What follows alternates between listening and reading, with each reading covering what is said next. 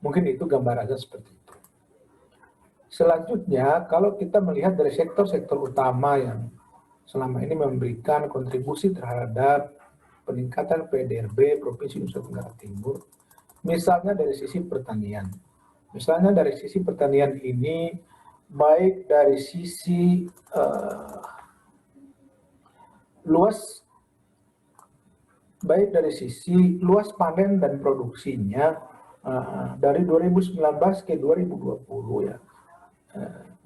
Secara triwulannya itu juga kita mengalami perlambatan apabila dilihat dari data BPS ini, ya, yang mana turun, ya, luas panen itu turun dari turun menjadi 9,07%. Sementara produksi turun 11,59%. Ketahanan pangan ini menjadi hal yang paling penting di masa pandemi. Oleh karena itu, produksi lokal Nusa Tenggara Timur ini juga diharapkan dapat ditingkatkan sehingga agar menjaga suplai pangan kita tetap stabil sehingga tidak mengalami gejolak di masa pandemi ini. Saya kira ini yang harus benar-benar jaga dari sisi produksinya sehingga supply and demand-nya ini tetap stabil dan tidak menimbulkan inflasi sehingga memukul masyarakat di tengah daya belinya yang mengalami kontraksi tersebut. Yang kedua ya, misalnya dari sisi perdagangan tadi ya, kita melihat menurut PDRB pengeluaran, ini Timur Timur menjadi mitra dagang utama kita.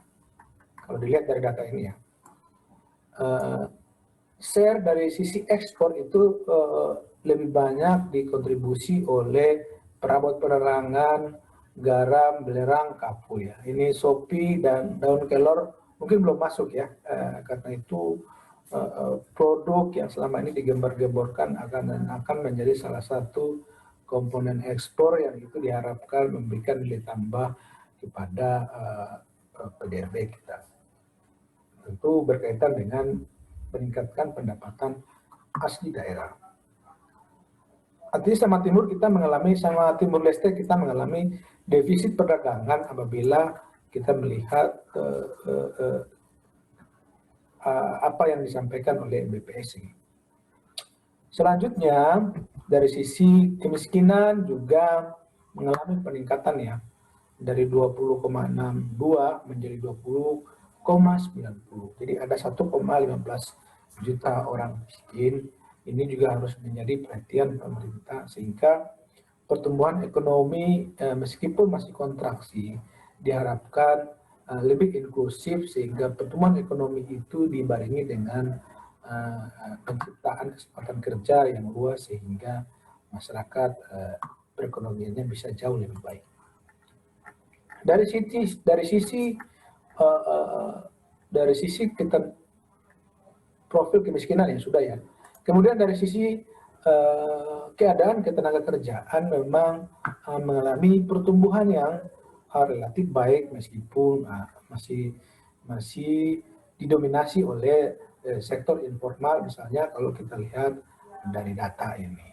Sehingga ini belum benar-benar menekan tingkat kemiskinan karena tentu apabila kondisi ketenaga kerjaan ini masih didominasi oleh sektor informal yang berada di kisaran 70-78%. Nah, dalam berkaitan dengan pertumbuhan ekonomi 7% itu, dalam beberapa kesempatan bahkan di pertemuan beberapa hari yang lalu bersama Bank Indonesia, dia dari perwakilan Bank Indonesia menyebutkan bahwa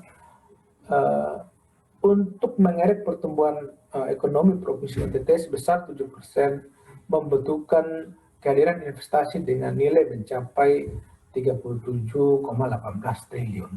Itu pintu masuknya adalah melalui sektor pariwisata. Sebagaimana yang sudah kita perjelas dalam gambaran sebelumnya, kita mereview soal komponen dalam PDRB Provinsi Nusa Tenggara Timur ini, sektor-sektor yang memungkinkan pertumbuhan sektor pariwisata ini kontribusinya terhadap PDRB relatively masih sangat kecil. Oleh karena itu, untuk mendorong ini, tentu banyak sekali aspek-aspek di dalamnya adalah berkaitan dengan efisiensi ekonomi kita yang kalau kita melihat dari sisi data masih sangat inefisien. Misalnya, incremental capital output rasio kita yang berada di kisaran 10. Itu sangat tinggi, bahkan melampaui ICOR nasional yang ada di kisaran 6%. Dengan ICOR 10 itu menggambarkan bahwa untuk menciptakan satu produk ya, satu unit output PDRB kita membutuhkan tambahan modal investasi sebesar 10 misalnya. Itu tentu menggambarkan bahwa perekonomian kita tidak efisien. Karena hanya untuk menghasilkan satu unit output PDRB, kita membutuhkan tambahan modal 10, tambahan modal investasi 10. Itu tidak inefisien. Banyak hal yang berpengaruh terhadap tingginya ICOR di Nusa Tenggara Timur, misalnya dari sisi rantai birokrasi yang masih sangat panjang dalam hal perizinan usaha dan lainnya, kemudian dari sisi indeks persepsi korupsi, dan dari sisi konektivitas. Karena kita ini provinsi kepulauan, sehingga itu membutuhkan biaya logistik yang masih sangat besar, dan itu menimbulkan ekonomi yang tidak efisien. Karena untuk menghasilkan satu unit produk PDRB misalnya, atau produk barang dan jasa misalnya, kita membutuhkan tambahan modal investasi yang relatively masih sangat besar. Olehnya itu, berbagai public policy kita di bidang ekonomi memang harus disasarkan pada satu sistem perekonomian yang lebih efisien, sehingga itu dapat memperbesar nilai tambah dari masing-masing sektor dan sektor ekonomi, sehingga itu memberikan share yang besar kepada perekonomian kita. Apabila itu dibenahi, kemudian seiring dengan laju investasi yang sudah diproyeksikan tadi, tentu untuk mencapai pertumbuhan ekonomi 7% itu bukanlah hal yang sulit, saya kira. Inilah yang menjadi catatan kita, semoga bermanfaat. Tentu tidak bermaksud apa-apa, bukan bermaksud agar kita melihat NTT ini dengan pesimis, tapi setidaknya kita bisa punya basic argumen untuk melihat bahwa pertumbuhan ekonomi 7% itu bukan sesuatu yang mustahil apabila komponen-komponennya dalam struktur perekonomian itu bisa dibenahi, bisa dioptimalisasikan, sehingga dia berkontribusi lebih besar terhadap perekonomian kita di Nusa Tenggara Timur. Saya kira demikian. Wabillahi taufiq wal hidayah. Wassalamualaikum warahmatullahi wabarakatuh.